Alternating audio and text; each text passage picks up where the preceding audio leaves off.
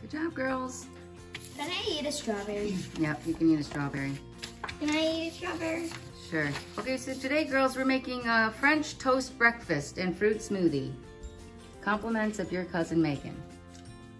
Yay. Good job. Girls are putting in the cream cheese.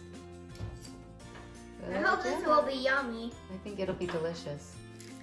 We'll see. I hope it's gonna be the best one I've tasted. Wait, can the smoothie be for our dinner or whatever? This is for breakfast. Breakfast.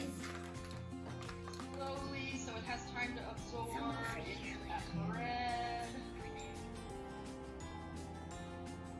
I'm just kind of moving that bowl around so I'm not just pouring it in one Good. spot.